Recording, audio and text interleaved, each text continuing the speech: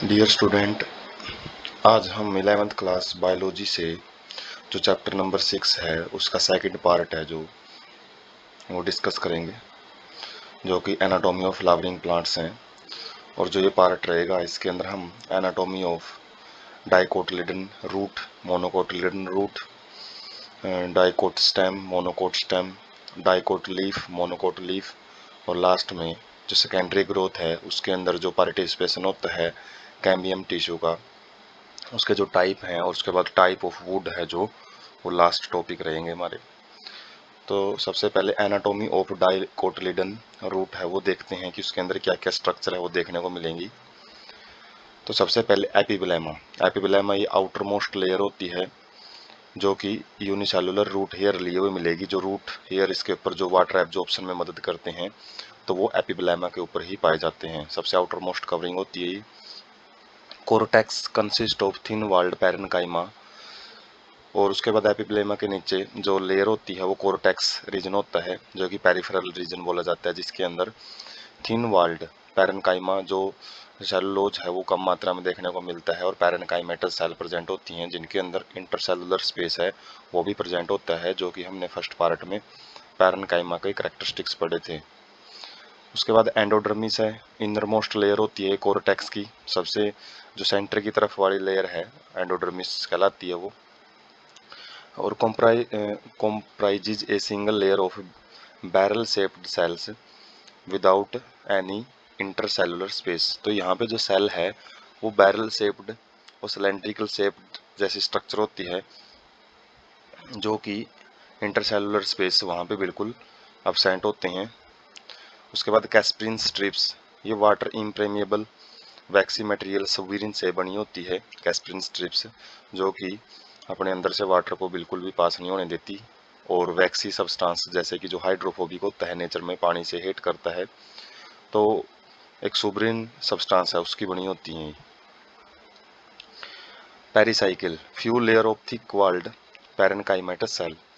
तो जो पेरिसाइकिल है वो थिक वॉल्ड पैरेन्काइमेटस सेल से बनी हुई देखने को मिलेगी।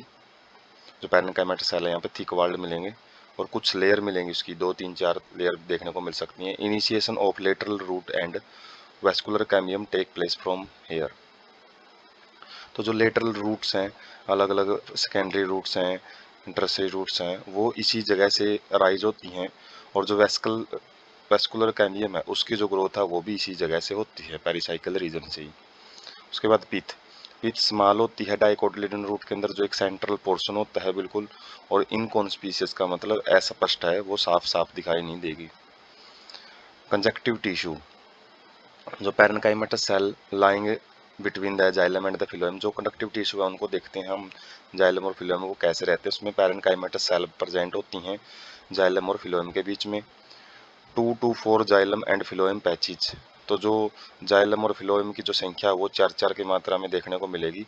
पैचेज का मतलब है उनके जो हिस्से हैं वो 4 4 होते हैं, 4 4 पोर्शन में वो प्रेजेंट होते हैं।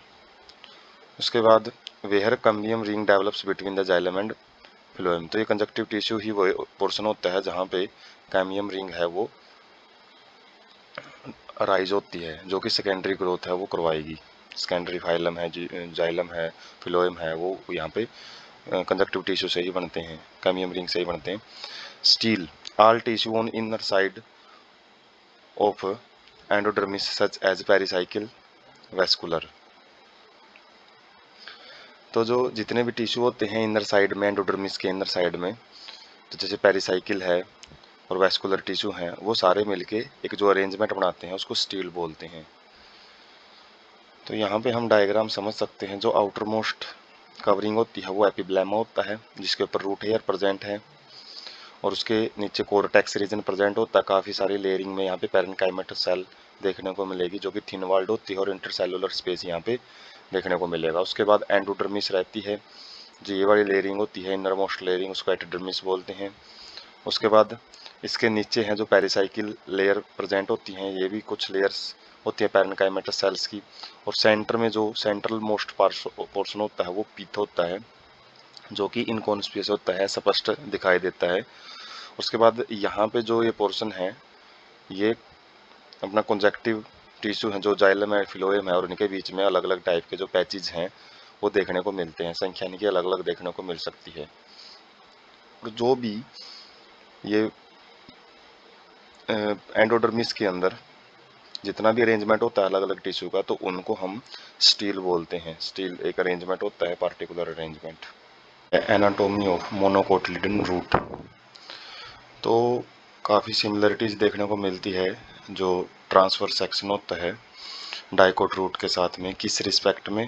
क्योंकि यहाँ पे भी एपिडर्मिस प्रेजेंट होती है, कोर्टेक्स रीजन होता है जिसके अंदर पैरेन्काइमेटस सेल पाई जाती हैं, एंडोडर्मिस रीजन भी होता है, पेरिसाइकिल रीजन होता है, वेस्कुलर बंडल भी प्रेजेंट होते हैं, पीथ भी प्रेजेंट होते हैं। लेकिन कुछ डिसिमिलरिटीज हैं, वो क्या रहती हैं? जैसे डाइकोट में हमने देखा जाइलम बंडल्स है वो कम संख्या में देखने को मिलेंगे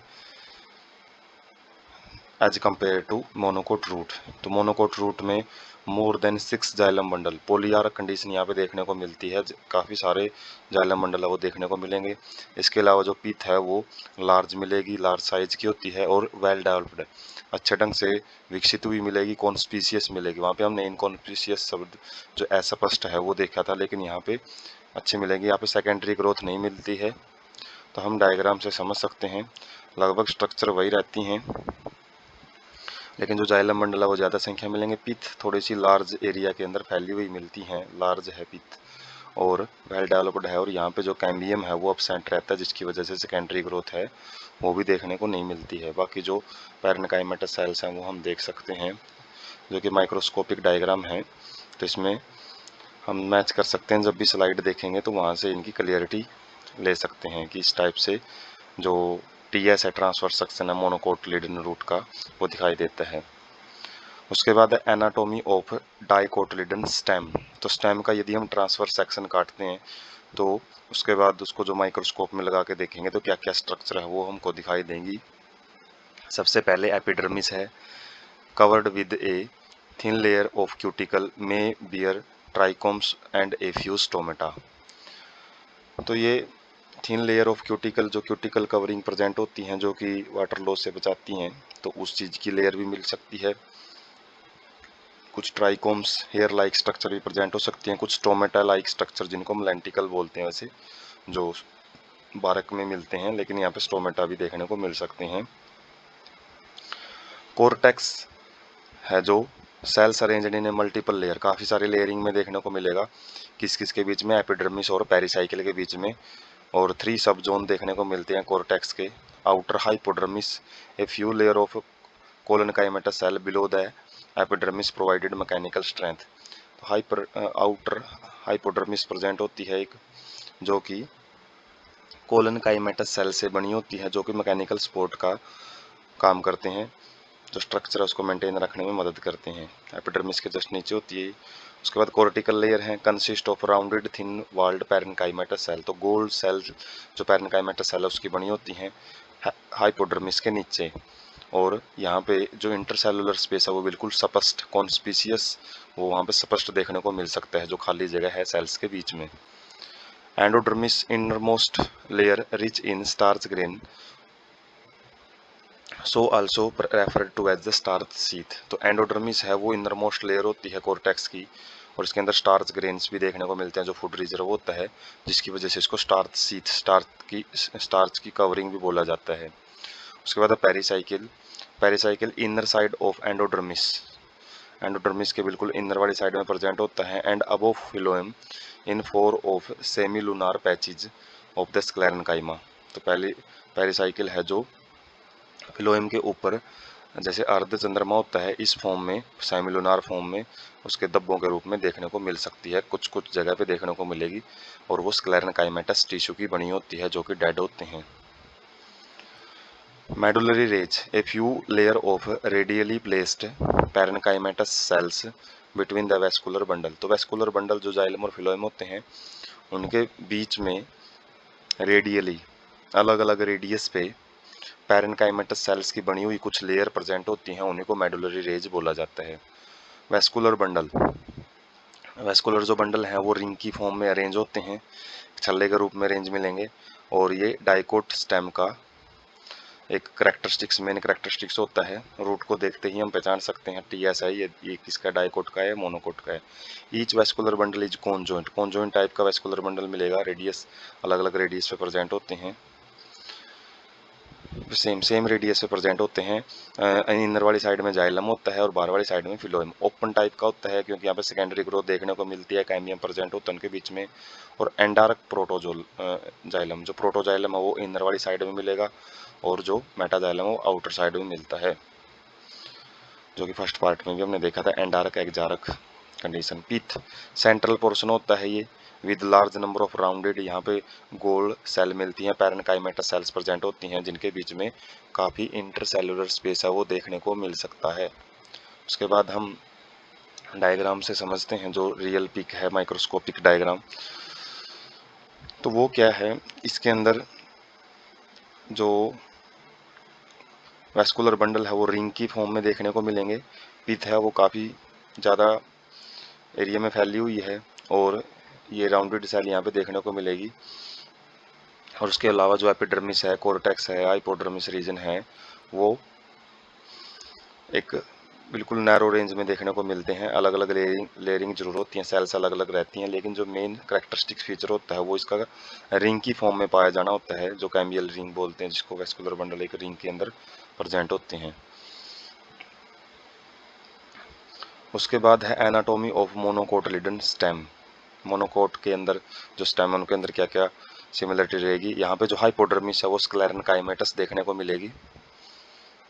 a large number of scattered vascular bundle, यहाँ पे एक रिंग फॉर्म में देखने को नहीं मिलेंगे, एक पार्टिकुलर अरेंजमेंट नहीं मिलेगा, वो फैले हुए मिलेंगे, जो कि अलग अलग जगह पे प्रेजेंट हो सकते हैं। वेस्कुलर बंडल, जाइलम और फिलोएम अलग अलग पैचेज में देखने को मिलेंगे। प्रत्येक जो बंडल है, वेस्कुलर बंडल है, वो स्क्लेरेनकाइमेटस बंडल शीथ के द्वारा कवर होता है। एक कवरिंग होती है जो उनको एक पार्टिकुलर जो एरिया है वो प्रोवाइड करती हैं। स्क्लेरेनकाइमा सेल की बनी होती हैं जो कि डेड सेल होती हैं। A large conspicuous parenchymatous ground tissue, तो यहाँ पे ये जो खास बात देखने को मिलेगी कि पैरेनकाइमेटस टिश्यू ज़्यादा देखने को मिलता है, जो पैकिंग का काम करता है। ग्राउंड टिश्यू हमने पढ़ा था, पैकिंग का काम करें, खाली जगह को फिल करने का काम करता है। वेस्कुलर बंडल यहाँ पे भी कॉन्जॉइंट टाइप के हैं लेकिन क्लोज्ड हैं, यहाँ पे कैम्बियम एब्सेंट है जिसकी वजह से सेकेंडरी ग्रोथ नहीं मिलेगी। पेरिफेरल वेस्कुलर बंडल स्मॉलर होते हैं and centrally located then centrally located one, तो पेरिफेरल वेस्कुलर बंडल वो छोटे देखने को मिलेंगे बाहर की तरफ जो प्रेजेंट होते हैं, जबकि सेंटर में जो वेस्कुलर बंडल हैं वो बड़े साइज के देखने को मिलेंगे क्योंकि उनकी ग्रोथ पहले होती है, बनते पहले हैं। फिलोएम पैरेनकाइमा इज एब्सेंट, तो ये खास बात भी है यहाँ पे कि जो हमने फिलोएम के अलग अलग कंपोनेंट पढ़े थे, फिलोएम पैरेनकाइमा वो मोनोकोट स्टेम के अंदर एब्सेंट होती हैं। वाटर कंटेनिंग कैविटी प्रेजेंट होती हैं with in the vascular bundle, कुछ खाली जगह प्रेजेंट होती है जिनके अंदर पानी भरा होता है, वो वेस्कुलर बंडल में देखने को मिलती हैं। उसके बाद हम पिक से समझ सकते हैं, जैसे वहाँ पे एक रिंग टाइप बनी हुई थी वेस्कुलर बंडल की, यहाँ पे जो वेस्कुलर बंडल है वो स्कैटर्ड फॉर्म में पाए जाते हैं, अलग अलग जगह पे पड़े हुए हैं। और जो पेरिफेरल वेस्कुलर बंडल हैं वो छोटे साइज में मिलेंगे, और जबकि सेंटर में प्रेजेंट है वो आपके लार्जर साइज में मिलेंगे। तो पैचेज में देखने को मिलेंगे, जो कि एक स्पेशल खास बात है, जबकि कैम्बियल रिंग हमने डाइकोट स्टेम के अंदर देखने को मिली थी। तो ये रियल पिक हैं जो माइक्रोस्कोपिक डायग्राम है। उसके बाद है एनाटॉमी ऑफ डोर्सोवेंट्रल या फिर डाइकोटिलिडन लीफ। तो dorsal ventral leaf dicotyledon leaf को बोलते हैं क्योंकि उसके अंदर एक डोर्सल सरफेस होती है, एक वेंट्रल सरफेस। यदि हम किसी पत्ते को देखेंगे तो ऊपर जो उसकी स्मूथ सरफेस होती है, जो ऊपर की तरफ प्रेजेंट होती है, वो उसकी डोर्सल साइड होती है, और वेंट्रल साइड नीचे की तरफ रफ साइड होती है, जो वो रहती है वेंट्रल साइड। तो ये डोर्सो वेंट्रल जो टाइप का एक लीफ है वो डाइकोटिलिडन के अंदर देखने को मिलता है। यहाँ पे जो एपिडर्मिस है वो कवर्स बोथ अपर सरफेस, जिसको एडेक्जियल सरफेस बोलते हैं अपर वाली सरफेस को, जो कि डोर्सल सरफेस होती है, जबकि जो लोअर सरफेस है उसको भी कवर करती है एपिडर्मिस, जिसको एबैक्जियल सरफेस बोलते हैं, विद कॉन्स्पिशियस क्यूटिकल। तो यहाँ पे क्यूटिकल लेयर है वो भी प्रेजेंट होती है, और एपिडर्मिस जो आउटर कवरिंग है उसके ऊपर रहती है क्यूटिकल लेयर। एबैक्जियल एपिडर्मिस बियर्स मोर स्टोमेटा, जो नीचे वाली वेंट्रल साइड होती है वो स्टोमेटा काफ़ी ज़्यादा मात्रा में ली हुई मिलेगी, किससे, एडेक्सियल एपिडर्मिस से। इवन लैक स्टोमेटा, और कई बार तो जो एडेक्सियल सरफेस होती है उसके अंदर स्टोमेटा बिल्कुल भी नहीं देखने को मिलते, क्योंकि जो स्मूथ सरफेस है वो इसलिए बनाई जाती है, ऊपर वाली सरफेस का काम लाइट को एब्जॉर्ब करना रहता है पत्ते के, जहाँ ज़्यादा लाइट को एब्जॉर्ब करे फोटोसिंथेसिस के लिए, जबकि जो नीचे वाली सरफेस है वहीं पे ज़्यादा स्टोमेटा देखने को मिलते हैं, और उनका काम क्या रहता है, एक्सचेंज ऑफ गैसेज करने का। उसके बाद mesophyll, tissue between the upper and the lower epidermis, जो ऊपर वाली एपिडर्मिस है पत्ता बिल्कुल थिन रहता है, तो ज़्यादा कुछ इसमें कॉम्प्लेक्सिटी देखने को नहीं मिलेगी। ऊपर और नीचे वाली एपिडर्मिस है उसके बीच में कुछ स्पेशल टाइप की सेल होती हैं जो कि क्लोरोप्लास्ट लिए होती हैं और जिनका काम फोटोसिंथेसिस करना होता है, वो प्रेजेंट होती हैं। उसके बाद made up of 2 types of parenchyma, तो ये 2 टाइप की पैरेन्काइमा से मिलकर बनता है पैलिसैड पैरेन्काइमा और स्पंजी पैरेन्काइमा। पैलिसैड क्या होती हैं, ये एडेक्सियली मतलब डोर्सल साइड पे प्रेजेंट होती हैं। Placed palisade parenchyma has elongated cell, तो यहाँ की जो सेल हैं वो लंबी होती हैं, लेंथ वाइज प्रेजेंट होती हैं और अरेंज्ड वर्टिकली, और ये खड़ी अरेंज होती हैं, खड़े फॉर्मेट में रहेंगी, and parallel to each other, एक दूसरे के पैरेलल होती हैं। डायग्राम में हम समझेंगे। स्पॉन्जी पैरेन्काइमा क्या है, ओवल शेप्ड की होती हैं, राउंड शेप्ड की, और लूजली अरेंज्ड होती हैं। यहाँ पे कॉम्पैक्ट अरेंजमेंट नहीं मिलेगा, खाली जगह देखने को मिलेगी बीच में बिलो द पैलिसाइड, और ये पैलिसाइड के नीचे प्रेजेंट होती हैं और लोअर एपिडर्मिस के ज़्यादा प्रोक्सिमिटी में रहती है, पास में रहती हैं, और न्यूमरस लार्ज स्पेस, यहाँ पे काफ़ी खाली जगह देखने को मिलती है और एयर कैविटीज भी देखने को मिलती हैं, क्योंकि जो स्टोमेटा हैं वो इन्हीं के अंदर आके ओपन होते हैं, इसलिए नीचे वाली सरफेस में प्रेजेंट होती हैं। उसके बाद vascular bundle can be seen in veins and midribs at size dependent on the size of vein, तो वीन है जो नसें होती हैं पत्ते की, जो वेसल्स होती हैं, उनके अंदर हम जब उनका टीएस देखते हैं तो उनके अंदर वेस्कुलर बंडल देखे जा सकते हैं, और उनका जो साइज है वो वीन के साइज के ऊपर डिपेंड करता है। पतली वीन है तो साइज छोटा मिलेगा, मिडरीव है जैसे उसके अंदर साइज काफ़ी बड़ा देखने को मिल जाए, जो पत्तों के बीचों बीच एक मोटी ट्यूब होती है तो उसके अंदर जो ये वेस्कुलर बंडल उनका साइज भी बड़ा होता है। Vascular bundle surrounded by a thick walled bundle sheath cell, तो यहाँ पर बंडल शीथ सेल प्रेजेंट होती हैं जो कि वेस्कुलर बंडल को कवर करने का काम करती हैं। शीत का मतलब कवरिंग बोल सकते हैं, और मोटी वाल होती है इनकी, जो सेल वाल है वो काफ़ी मोटी देखने को मिलती है। Veins vary in thickness in reticulate venation, तो जो रेटिकुलेट वेनिएशन है वो डाइकोटिलेडन लीफ का ही कैरेक्टरिस्टिक फीचर है, जिसके अंदर जो वीन्स है वो एक जाड़ जैसी स्ट्रक्चर बनाते हैं पत्ते के ऊपर, और वहाँ पे जो थिकनेस है वो भी अलग अलग देखने को मिल जाती हैं। तो जो माइक्रोस्कोपिक पिक है उसमें देख सकते हैं हम, जो ऊपर वाली एपिडर्मिस है वो बिल्कुल स्मूथ है, लेकिन नीचे वाली जो एपिडर्मिस है उसके अंदर जगह जगह पे स्टोमेटा प्रेजेंट होते हैं। ये मिडरीब का पोर्शन है जिसके अंदर वेस्कुलर बंडल प्रेजेंट होते हैं। ऊपर की तरफ है जो पैलिसेड पैरेन्काइमा होती है जो वर्टिकली प्रेजेंट होती हैं, और इसके नीचे हैं जो स्पंजी पैरेन्काइमा होती हैं, क्योंकि इसके अंदर बीच में खाली जगह पोर्स प्रेजेंट होते हैं, एयर कैविटीज प्रेजेंट होती हैं जो कि स्टोमेटा के द्वारा ओपनिंग की वजह से होती हैं।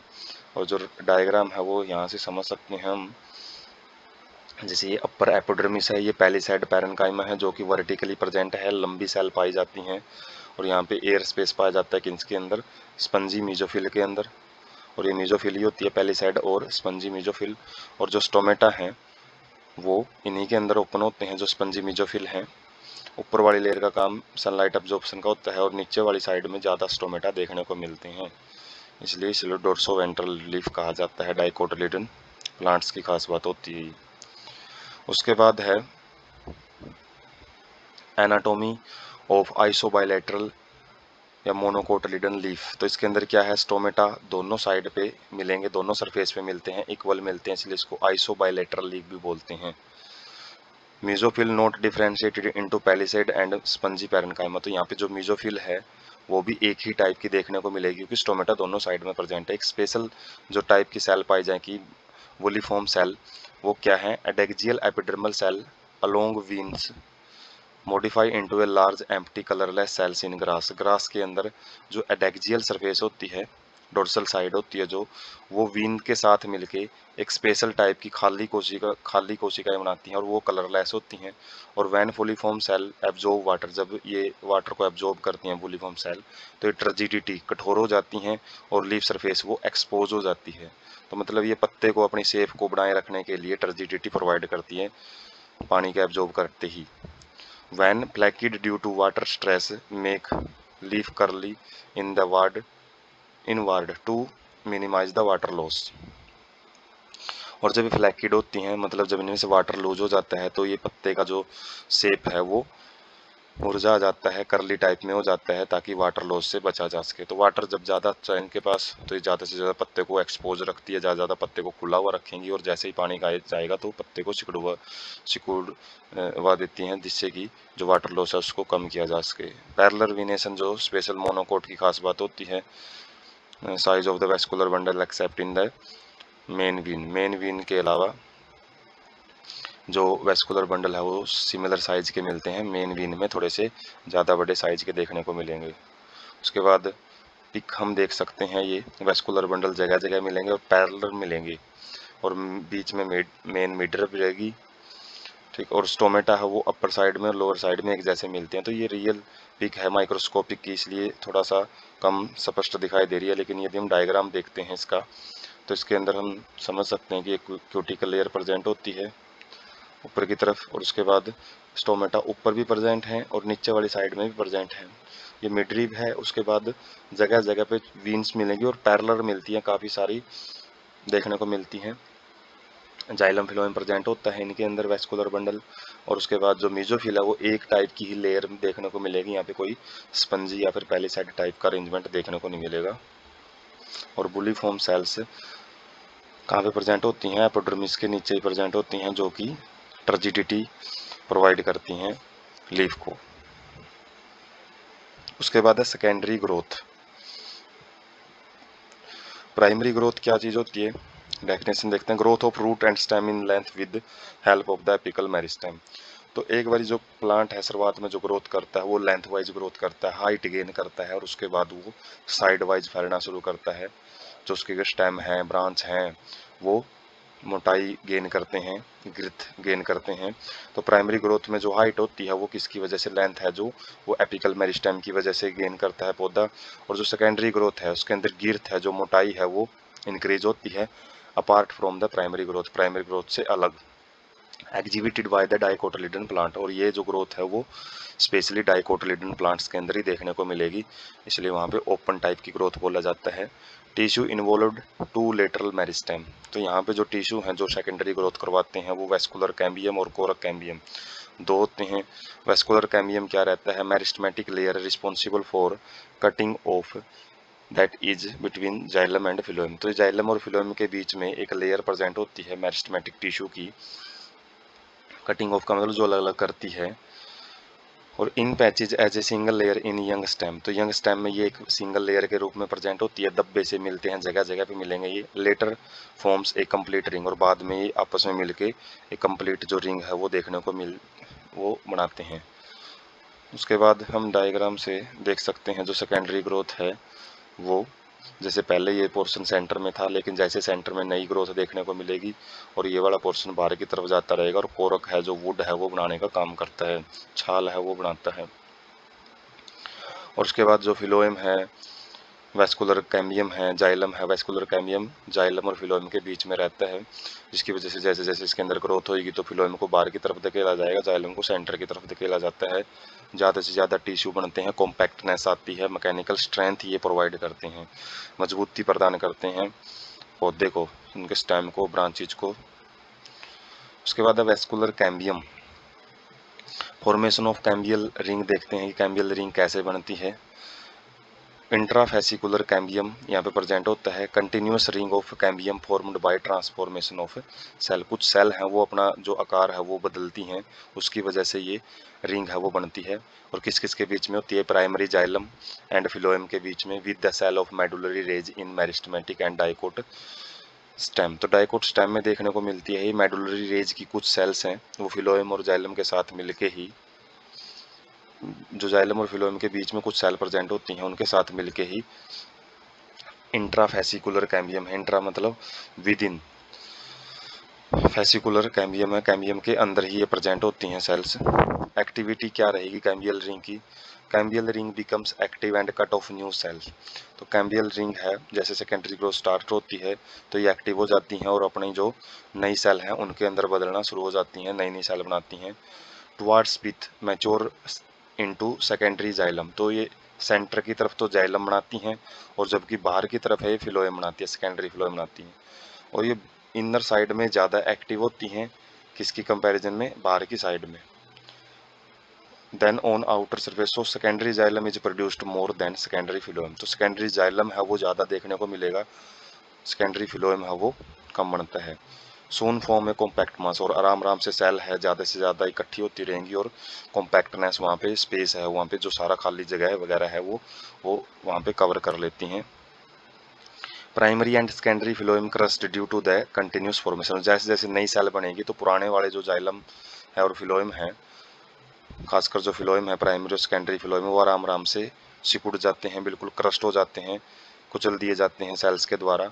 And accumulation of secondary xylem, और सेकेंडरी जाइलम ज़्यादा से ज़्यादा बढ़ता हुआ देखने को मिलेगा वहाँ पे। प्राइमरी जाइलम रिमेन्स मोर और लेस इंटैक्ट, और प्राइमरी जाइलम है सेंटर की तरफ होता है, हो सकता है उसको ज़्यादा प्रॉब्लम ना आए, तो जो फिलोएम है वो ज़्यादा इस चीज़ के जो इस चीज़ से ज़्यादा क्रस्ट होता है, ज़्यादा उसकी जो नंबर है वो कम से कम देखने को मिलेगा। Secondary medullary rays, narrow band of parenchyma passing through the secondary phylum and secondary phloem in the radial direction, तो रेडियल डायरेक्शन अलग अलग जो रेडियस है उनके अंदर सेकेंडरी जाइलम और सेकेंडरी फिलोएम के बीच में एक पैरेन्काइमेटस सेल से बनी हुई एक पट्टी होती है, नैरो बिल्कुल पतली एक पट्टी प्रेजेंट होती है, उसी को सेकेंडरी मेडुलरी रेज बोलते हैं। तो ये हम वेस्कुलर कैम्बियम है उसको देख सकते हैं, तो यहाँ पे अलग अलग रिंग है वो देखने को मिलेंगी। तो अंदर की तरफ है वो जाइलम बनते रहेंगे, बाहर की तरफ है फिलोएम है, और फिलोएम को ज़्यादा क्रस्ट किया जाएगा क्योंकि जो ग्रोथ है वो जाइलम ज़्यादा से ज़्यादा देखने को मिलेंगे और वो बाहर की तरफ उनको धकेलते रहेंगे, जिसकी वजह से फिलोएम है वो क्रस्ट होते चले जाएंगे। तो यहाँ पे और हम इसका जो वुड है, वुड को जब हम बिल्कुल थिन डाइसेक्शन उसका करते हैं तो उसके अंदर ये जो रिंग है अलग अलग टाइप की जो रिंग है वो सेकेंडरी ग्रोथ की वजह से ही देखने को मिलती है। उसके बाद spring would and autumn would, तो वसंत ऋतु में जो लकड़ी बनती है और जो पतझड़ ऋतु में लकड़ी बनती है वो अलग अलग देखने को मिलती हैं। एक ही स्टेम के अंदर अलग अलग वो ग्रोथ है वो देखने को मिलेगी, उसी से वुड के टाइप अलग अलग हो जाते हैं। Activity of cambium is under control of many physiological and environmental factor, जो कैम्बियम है जो सेकेंडरी ग्रोथ करवाता है उसकी जो एक्टिविटी है वो अलग अलग देखने को मिलती हैं और उनके अंदर जो इंटरनल बिहेवियर है वो भी अलग रहता है, और एनवायरमेंटल फैक्टर हैं वो भी काफ़ी बड़ा रोल प्ले करते हैं। जैसे जो ऋतुएं हैं अपने वो अलग अलग रहती हैं तो उसमें ग्रोथ भी अलग अलग देखने को मिलती है। इन टेम्परेट रीजन, ट्रॉपिकल और टेम्परेट जो रीजन होते हैं जो कि ज़्यादातर ठंडे एरिया की तरफ चले जाते हैं, ट्रॉपिकल रीजन इक्वेटर के आसपास वाले रीजन होते हैं, क्लाइमेटिक कंडीशन है वहाँ पे यूनिफॉर्म नहीं होती, वहाँ पे सर्दी गर्मी देखने को मिल जाती हैं। स्प्रिंग वुड और अर्ली वुड क्या होती है? Cambium is very active in spring season, spring season में जो कंडीशन है वो ज़्यादा फेवरेबल रहती हैं पौधे की ग्रोथ के लिए, जिसकी वजह से कैम्बियम ज़्यादा एक्टिव रहेगा और वहाँ पे large number of xylary elements, ज़्यादा जाइलम वहाँ पे पैदा करेगा। Having the vessels with wider cavity, और जो कैविटीज हैं वो भी वाइडर बनेगी वहाँ पे, लाइटर इन कलर, और ये वुड है ज़्यादा लाइटर होती हैं, कॉम्पैक्टनेस ज़्यादा देखने को नहीं मिलती है क्योंकि ग्रोथ फटाफट होती है। हैज़ ए लोअर डेंसिटी, और यहाँ पे डेंसिटी है वो घनत्व है वो भी कम देखने को मिलता है। लेकिन जो ऑटम वुड होती है, लेट वुड, उसमें कैम्बियम है लेस एक्टिव होता है क्योंकि कंडीशन इतनी फेवरेबल नहीं होती, जिसकी वजह से जाइलरी एलिमेंट जाइलम के जो एलिमेंट्स हैं वो कम मिलते हैं बनते हैं वहाँ पे, और नैरो वेसल्स बनेगी जिसकी वजह से जो वेसल्स है वो पास पास मिलेंगी और डार्कर मिलता है ये वुड। और हाइयर डेंसिटी, यहाँ पे डेंसिटी है वो भी काफ़ी ज़्यादा हाइयर देखने को मिलती है क्योंकि वो वहाँ पे खाली जगह है, होलो स्पेस है, वो कम देखने को मिलता है। Annual ring, two kinds of would हैं जो ये वुड हैं, स्प्रिंग वुड और ऑटम वुड, वो अलग अलग अल्टरनेट फैशन में बनती हैं, एक बारी स्प्रिंग फिर ऑटम फिर स्प्रिंग फिर ऑटम, इस तरीके से जो से रिंग बनती है एनुअल रिंग, एक साल में एक ही कंप्लीट रिंग बनती है।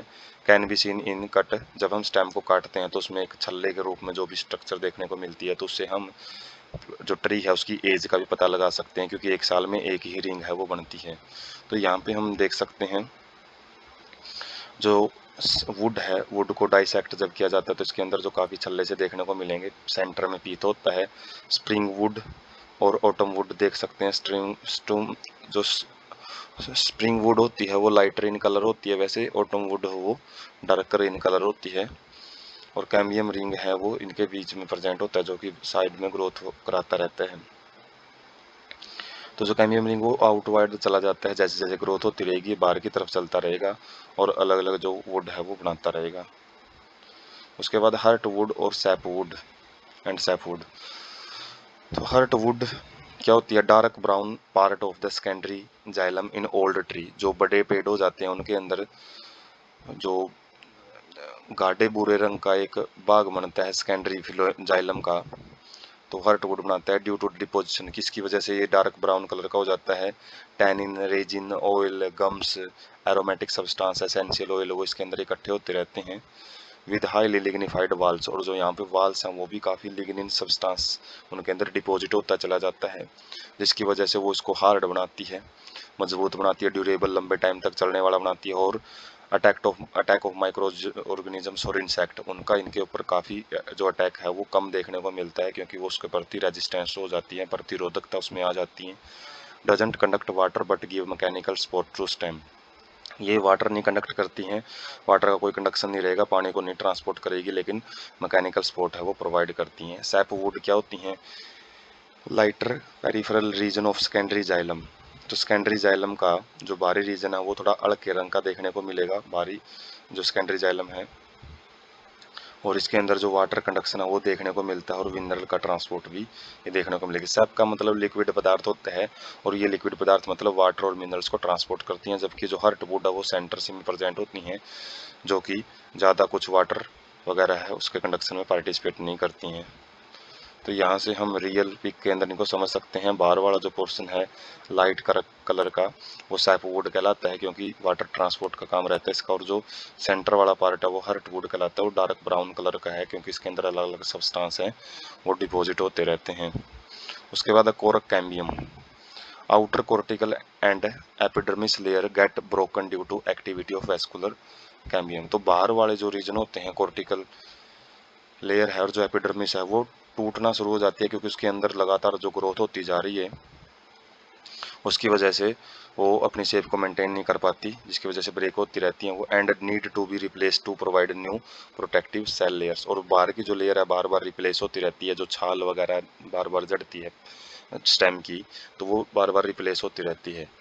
तो फैलोजन क्या चीज़ होती है? Couple of layers thick made of narrow thin walled rectangular cells cut off cells on both sides develops in the cortex region. तो ये काफ़ी सारी लेयर की बनी होती हैं, जो कि थिक मोटी लेयर, मोटी मेड ऑफ नैरो, काफ़ी मोटी लेयर होती हैं ये, जो कि नैरो सेल से बनी होती हैं बिल्कुल, और थिन वाल्ड उनकी सेल हैं, थिन वाल्ड रहेंगी, सेल वाल हैं जो। और रेक्टेंगुलर सेल्स जो आयताकार सेल होती हैं, cut off cells on both side, जिसके अंदर जो सेल्स हैं वो दोनों साइड में बनेगी कोर्टेक्स रीजन में भी। Both sides develop in cortex region, cortex region में दोनों साइड में ग्रोथ देखने को मिलती है इस फाइलोजन टिश्यू के अंदर। तो कोरक और phellem outer cells impervious to the water. तो जो बाहर वाली साइड में जो सेल बनेगी वो वाटर के प्रति इम्प्रीवियस होती हैं, जो वाटर को अपने अंदर नहीं जाने देती, क्योंकि इनके अंदर सब्रीन नाम का जो सब्सटेंस है वो प्रेजेंट होता है। सेकेंडरी कोर्टेक्स और फैलोड्रम ये इनर वाली साइड में प्रेजेंट होता है, पैरेन्काइमेटस सेल्स का बना होता है, जो कि कोरम कैम्बियम के अंदर प्रेजेंट होते हैं स्ट्रक्चर। पेरिड्रम इंक्लूड फैलोजन, फैलम और फैलोड्रम। फैलोड्रम तो ये चीज़ें प्रेजेंट होती हैं पेरिड्रम के अंदर, इसमें सारे पोर्शन है वो देखने को मिलते हैं। उसके बाद है due to activity of cork cambium pressure builds up on the remaining layers. तो कोरक कैम्बियम की वजह से जो प्रेशर है अंदर वाले लेयर के ऊपर वो बनता रहता है peripheral to the phellogen and ultimately die and slough off. तो जो रिमेनिंग लेयर हैं जिसकी वजह से प्रेशर पड़ने की वजह से जो फैलोजन की जो रिमेनिंग लेयर है पेरिफेरी की तरफ वो डेड होती रहती हैं और वो हटती रहती हैं वहाँ से छाल के रूप में। तो हम पिक से समझ सकते हैं, जैसे ये फैलम पार्ट होता है लास्ट वाला। उसके बाद फैलोजन इससे बीच वाला पार्ट होता है और फैलोड्रम बाहर वाला पार्ट होता है। तो फैलोजन से बाहर वाली की तरफ फैलम बनता रहता है और अंदर वाली तरफ फैलोड्रम बनता रहता है, और इन्हीं सबको क्या बोलते हैं, पेरिड्रम, क्योंकि ये पेरी का मतलब है पेरीफ्री की तरफ प्रेजेंट होती हैं और ड्रम का मतलब ड्रमिस, तो ड्रमिस लेयर का काम करती हैं, वैस्कुलर बंडल होते हैं, तो फेरिड्रम इस तरीके से फॉर्म होती है। उसके बाद है बारक। बारक एक नॉन टेक्निकल टर्म है जो कि जितना भी टिश्यू प्रेजेंट होता है वैस्कुलर बंडल के बाहर, उसके लिए वर्ड यूज किया जाता है, इंक्लूडिंग सेकेंडरी फिलोएम। तो इसके अंदर सेकेंडरी फिलोएम है वो भी आ जाता है, और जैसे कि जो पेरिड्रम हमने पढ़ा है वो भी आ जाते हैं, और सेकेंडरी फिलोएम और पेरिड्रम दोनों से मिलकर बनती है बारक। टाइप्स क्या होते हैं इसके, अर्ली और soft Barak formed early in the season. जो शुरुआती टाइम पे बनती है वो सॉफ्ट रहती है, नरम छाल होती है, और जो लेट जो बाद में बनती है वो हार्ड होती है, formed at the end off season. Season के बाद में जो बनती है ज़्यादा वहाँ पे डेंसिटी भी देखने को मिलेगी, मजबूत भी होती है वो। लेंटिकल्स क्या होते हैं, एक नंबर में पूछ लेते हैं। लेंस शेप्ड ओपनिंग, जैसे लेंस होता है, लेंस जैसे आकार की छिद्र होते हैं जो कि एपिडर्मिस है उसके रप्चरिंग की वजह से, क्योंकि अंदर जो ग्रोथ हो रही है लगातार, उसकी वजह से बाहर वाली जो लेयर है एपिडर्मिस वो ब्रेक होना स्टार्ट हो जाती है, उसकी वजह से लेंटिकल्स हैं वो देखने को मिलेंगे। Due to closely arranged parenchymatous cell, तो जो पैरेनकाइमेटस सेल्स हैं वो पास पास में अरेंज हो जाते हैं, उसकी वजह से ये लेंटिकल्स बनता है। परमिट एक्सचेंज ऑफ, तो स्टोमेटा जैसे लीफ के अंदर काम करता है एक्सचेंज ऑफ गैसेज का, इसी तरीके से वुड ट्रीज के अंदर ये भी एक्सचेंज ऑफ गैसेज का काम करता है। उसके बाद हम पिक से समझ सकते हैं, अर्ली वुड लेट वुड के जो पिक हैं ये लाइटर कलर में रहती हैं अर्ली वुड, और जो लेट वुड है वो डार्कर कलर में मिलेगी। छाल भी इसी तरीके से अलग अलग सॉफ्ट और डार्क, हार्ड और सॉफ्ट देखने को मिलती हैं। उसके बाद जो लेंटिकल्स हैं वो हम देख सकते हैं रप्चरिंग की वजह से लेंस टाइप की जो स्ट्रक्चर देखने को मिलती है। कॉम्प्लीमेंट्री सेल्स होती हैं जो कि एक्सचेंज ऑफ गैसेज के अंदर मदद करती हैं, क्योंकि ऊपर वाली जो लेयर है वो तो डेड हो जाती हैं, तो अंदर वाली जो पैरेनिकाइमेटस सेल है वहीं से क्या रहता है, एक्सचेंज ऑफ गैसेज देखने को मिलता है। उसके बाद सेकेंडरी ग्रोथ रूट में कैसी होती है, तो जो वेस्कुलर कैम्बियम है वो कम्प्लीटली सेकेंडरी रहता है इन ओरिजिन, तो ये सेकेंडरी ग्रोथ डाइकोटिलिडन में देखने को मिलेगी, और वेस्कुलर कैम्बियम का काम सेकेंडरी ग्रोथ को करवाने का ये होता है। Originate from the tissue located just below the phloem bundle, phloem bundle के बिल्कुल जो नीचे टिश्यू प्रेजेंट होते हैं उन्हीं से ये ओरिजिनेट होता है।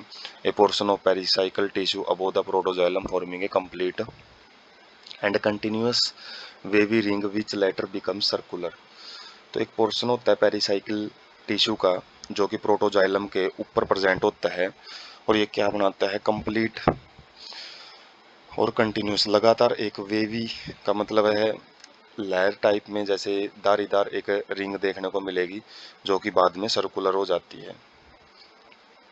Further events are similar to the stem, और बाद में जितने भी इवेंट्स हैं सेकेंडरी ग्रोथ के वो स्टेम जैसे ही रूट में भी देखने को मिलते हैं। तो शुरुआत वाले कुछ पॉइंट है वो हम ध्यान रख सकते हैं कि वेस्कुलर कैम्बियम है वो सेकेंडरी, ये तो हमको पता ही है। यहाँ पे एक वेवी रिंग है वो देखने को मिलती है जो स्पेशल है। तो यहाँ पे जो रूट है, रूट का जब डाइसेक्शन देखते हैं हम, जो जिसके अंदर सेकेंडरी ग्रोथ है उसके अंदर ये डिफरेंट डिफरेंट स्ट्रक्चर हैं वो देखने को मिल सकती हैं। तो पिक से एक आइडिया ले सकते हैं कि जो यहाँ पे कॉम्पैक्टनेस है वो ज़्यादा बढ़ती रहेगी, जो सेंटर में सेल हैं वो थोड़ी सी लूज रहेंगी, बाहर वाली सेल्स हैं वो कॉम्पैक्ट होती रहती हैं, उन्हीं से वुड बनता है।